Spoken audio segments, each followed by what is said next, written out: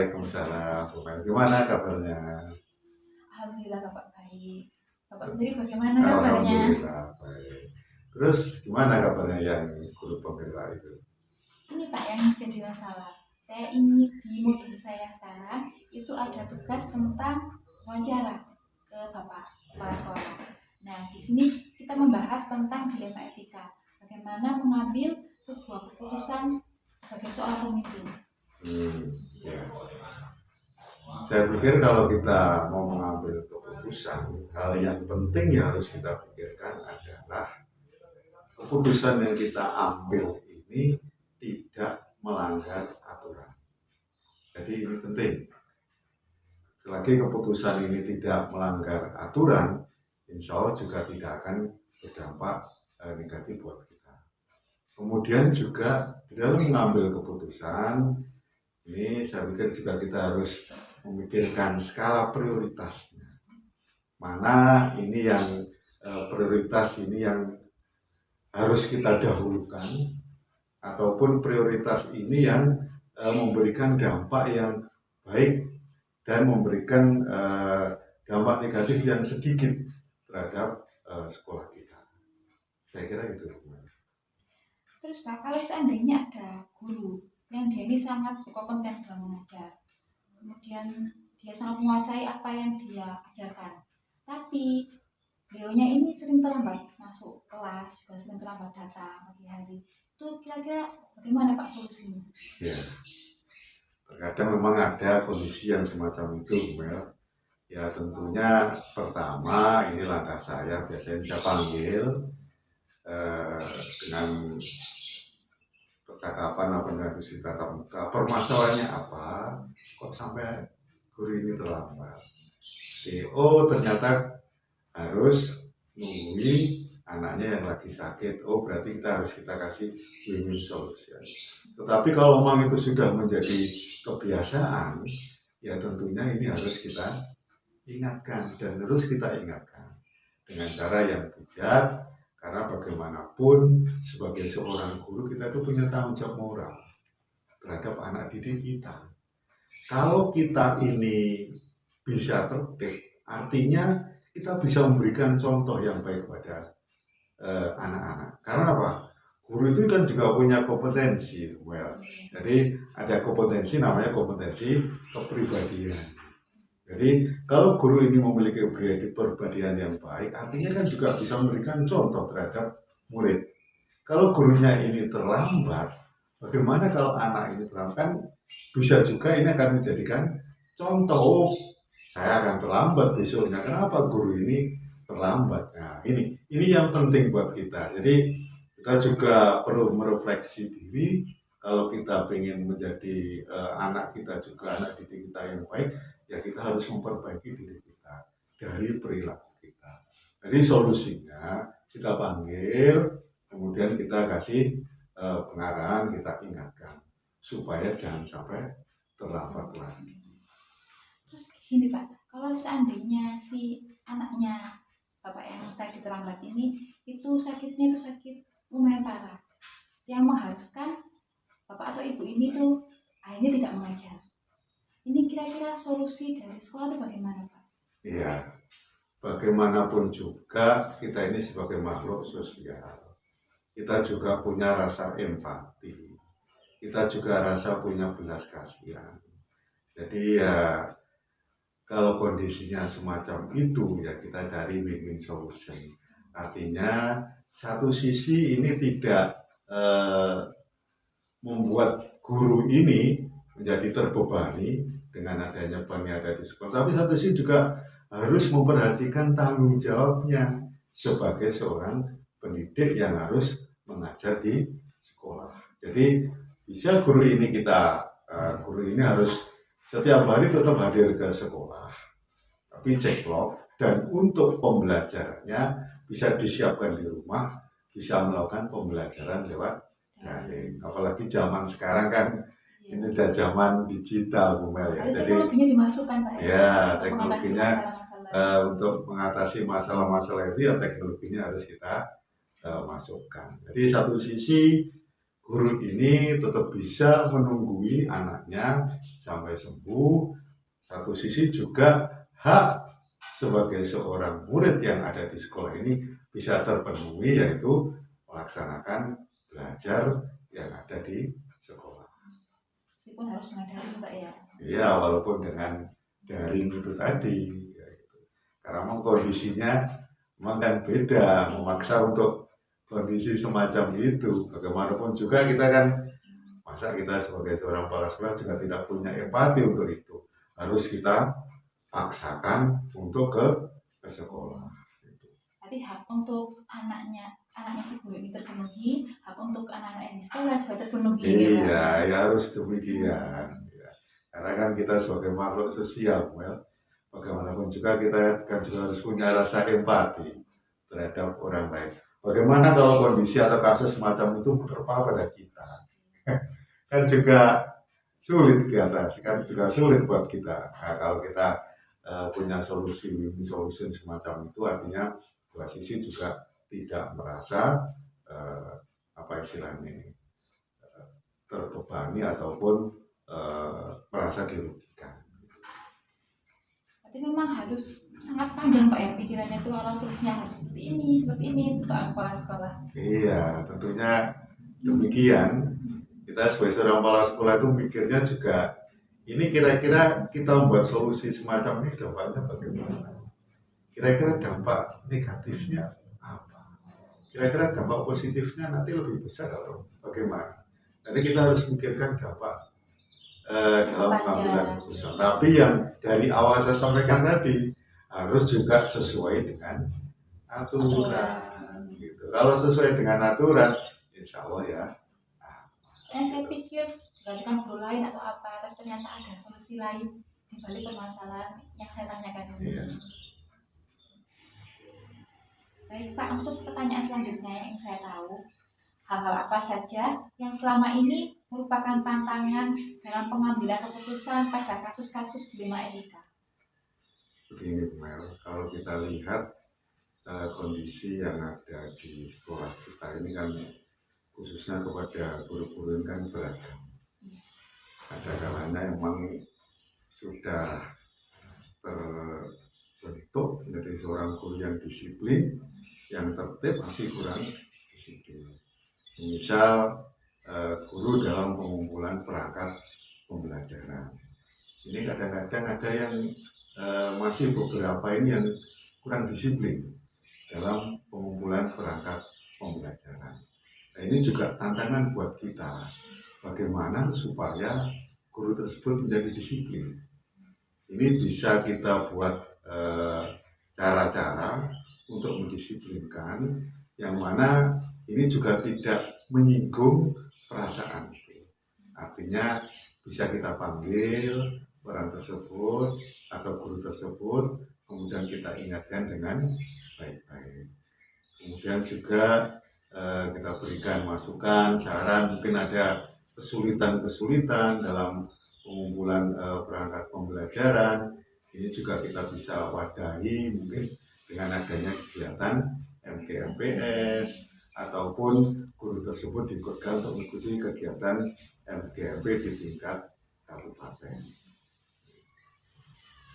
Selain RPP Pak ya, kadang guru itu ada yang setiap pergantian jam itu sering Pak terlambat masuk. Kadang masih ngumpi dulu atau masih ngapain dulu. Jadi anak-anak yang dalam kelas ini sering terbengkalai pada itu. Ini solusinya bagaimana Pak untuk mengatasi guru yang seperti itu?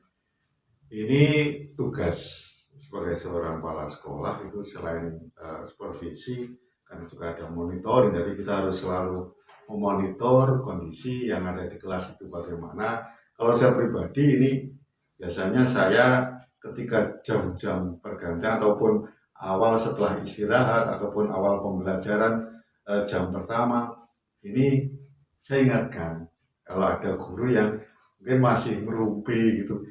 Biasanya itu orang-orang juga sudah tahu kalau saya ini membaca jadwal pelajaran. Nah, ini teman-teman langsung, oh monggo ada jam Bu ini ya, monggo segera masuk. Iya, kan gitu. Jadi kalau tidak sering kita ingatkan, nanti ya bisa keterusan nantinya ya gitu. Bagaimanapun juga kan kadang-kadang ada saja kondisi semacam itu kan ya.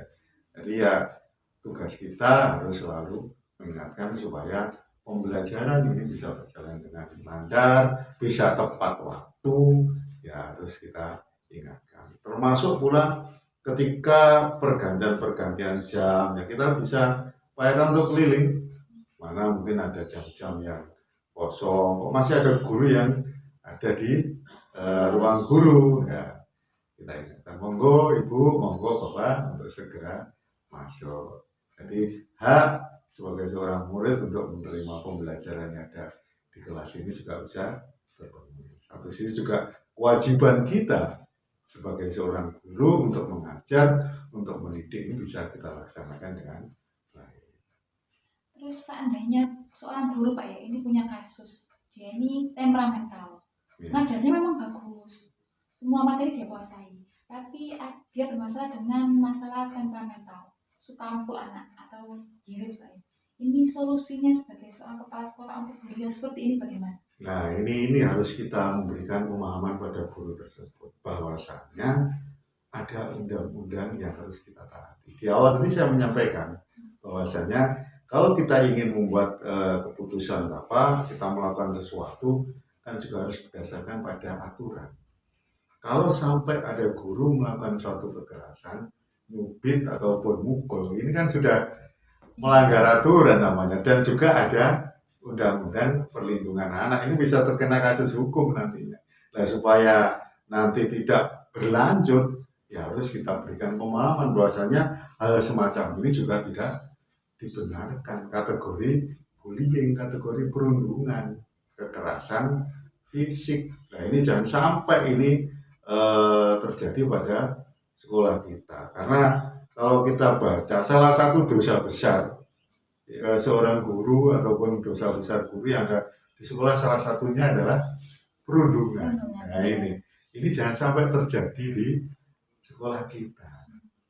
Jadi bagaimana guru itu juga menjaga kepribadiannya dengan baik, harus menjaga temperamennya, harus menjaga sikapnya, ya harus bisa mengendalikan diri.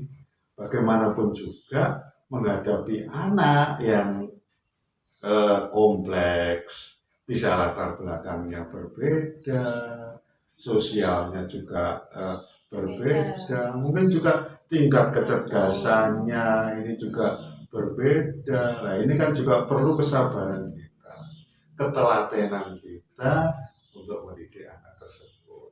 Jadi ya harus sekali lagi tadi kita ingatkan, kita kasih pemahaman, jangan sampai nanti apa yang dilakukan oleh guru itu bisa berdampak negatif terhadap sekolah kita. Apalagi sekarang zaman digital itu mudah sekali nanti langsung diviralkan, diupload kan juga bisa berdampak negatif terhadap citra dari ataupun image dari sekolah kita.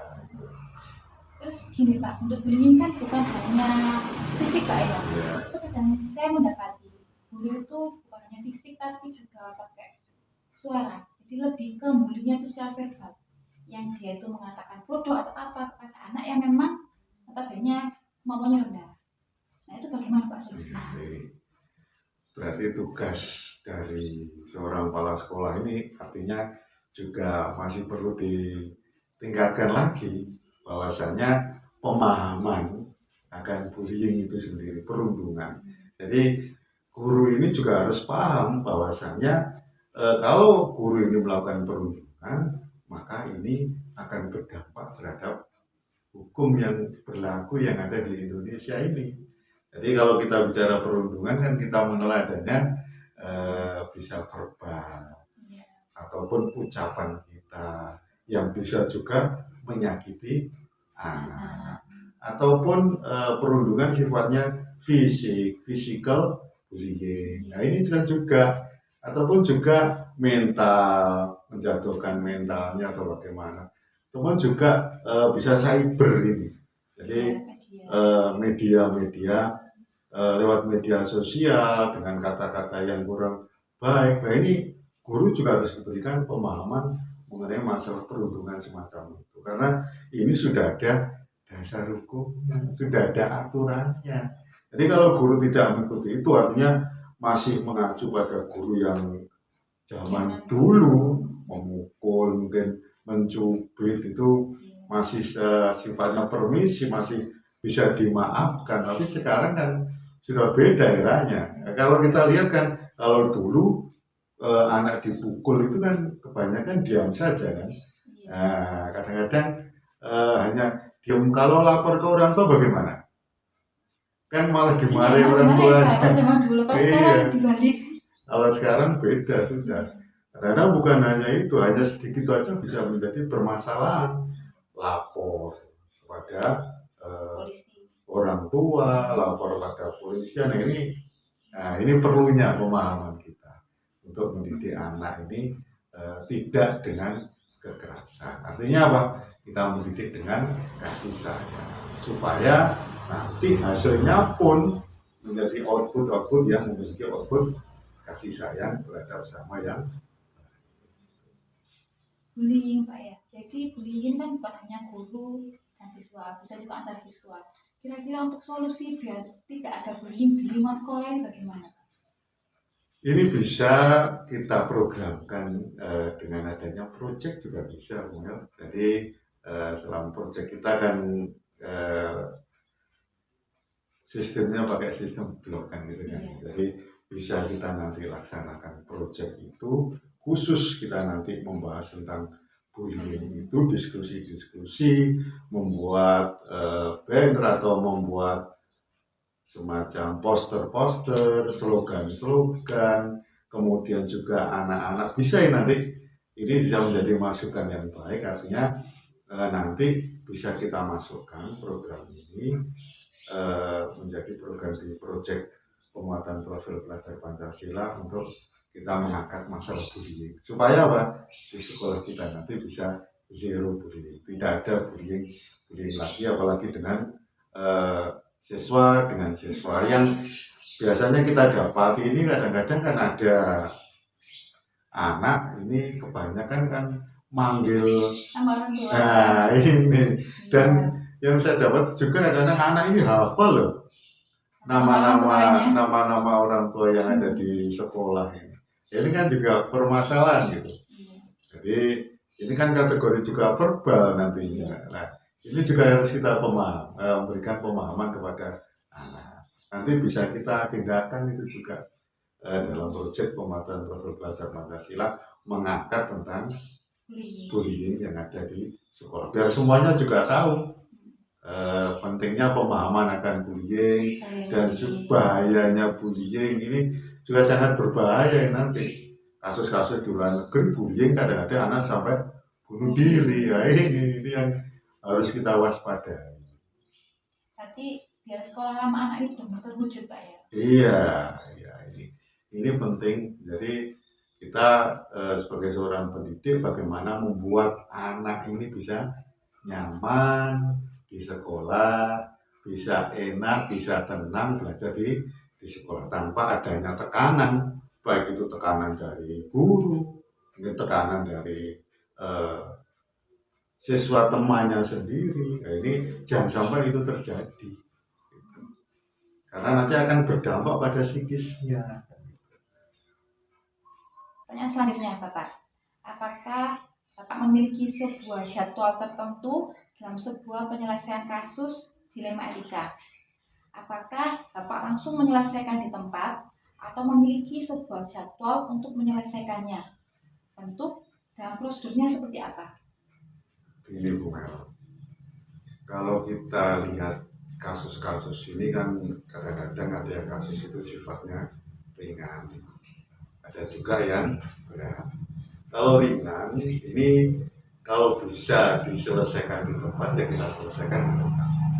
Tetapi kalau kasusnya ini berat ya tentunya ini perlu kita pertimbangkan ataupun perlu kita lakukan diskusi dengan teman-teman. Jadi kalau saya biasanya ajak waka-waka untuk berdiskusi bagaimana solusi yang terbaik untuk menyelesaikan kasus itu, sehingga nanti kalau pemikirannya ini orang banyak, saya yakin ini lebih baik daripada pemikiran kita sendiri. Karena memang kadang-kadang kita juga dihadapkan ini pada dilema-dilema yang mana ini harus kita ambil keputusan yang terbaik bagaimana bisa menyelesaikan suatu permasalahan itu dengan keputusan yang bijak, yang membawa kemaslahatan, yang bisa membawa kebaikan buat kita semua. Terus begini Pak, untuk program sekolah.